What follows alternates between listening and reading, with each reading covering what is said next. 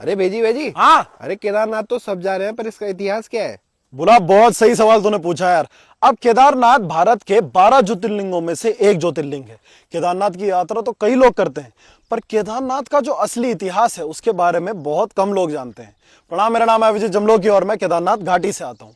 इस वीडियो के माध्यम से मैं आपको बताऊंगा केदारनाथ का इतिहास, कैसे केदारनाथ बना, केदारनाथ है क्या, और वहां पे शिव ने पांडवों को कैसे दिए थे दर्शन। चलिए चलते हैं द्वापर युग में। पांडव जब कुरुक्षेत्र का युद्ध जीत गए थे, पर पांडवों के ऊपर भ्रात हत्या का पाप था, गुरु हत्या का पाप था, ब्रह्म हत्या का पाप था, और ऐसे कई और सारे पाप भी थे। तो पांडवों को प्रायश्चित करना था। तो पांडव श्री कृष्ण के पास जाते हैं और कहते हैं कि हे माधव, हमें प्रायश्चित करना है। अब भगवान कृष्ण उन्हें कहते हैं कि आप भगवान शिव के जब दर्शन करोगे तभी आपको प्रायश्चित होगा, तभी आपका प्रायश्चित होगा। अब भगवान शिव कहाँ मिलेंगे? पहाड़ों पे, हिमालय में। तो पांडव चल दिए हिमालय की ओर। पांडव बहुत दर दर भटके। उन्होंने भगवान शिव से कई प्रार्थनाएं की कि उन्हें दर्शन दे दिए जाएं, पर भगवान शिव भी उनकी परीक्षा ले रहे थे, उन्हें दर्शन नहीं दे रहे थे। फाइनली पांडव एक जगह पर पहुंचते हैं और वहां पर एक बहुत बड़ा विशाल बैलों का समूह था।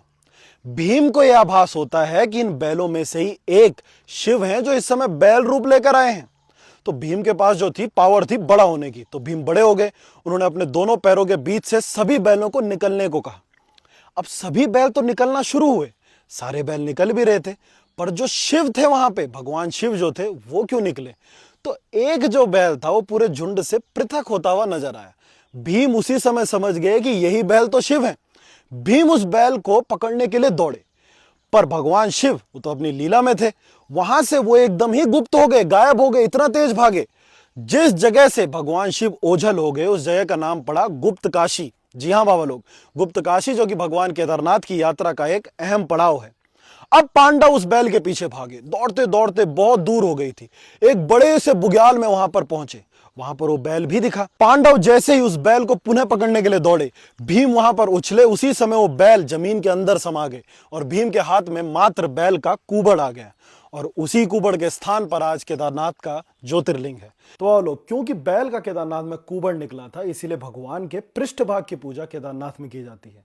अब बैल के बाकी हिस्से जहां पे निकले थे वो पंच केदार हैं। वो कहां पे हैं, उनकी क्या कथा है, उसके लिए आपको अगली वीडियो का इंतजार करना पड़ेगा। एक बात और बाबा लोग, केदारनाथ का अर्थ क्या होता है? केदारनाथ का अर्थ होता है लॉर्ड ऑफ द फील्ड, अर्थात भूमि के स्वामी, जो कि हमारे भगवान शिव हैं। तो अगली बार अगर कोई पूछे कि केदारनाथ का अर्थ क्या है तो उसे ये जरूर बता देना। तो कैसी लगी ये कहानी? इस कहानी के बारे में पता था, नहीं पता था? अगर नहीं पता था तो और लोगों को भी बताएं। केदारनाथ अगर आप आ रहे हैं तो इस कहानी को लेकर जरूर आइए। ऐसे और वीडियो के लिए फॉलो करते रहे अपने केदारवासी को। मिलते हैं नई वीडियो के साथ, तब तक के लिए जय हिंद, जय केदार।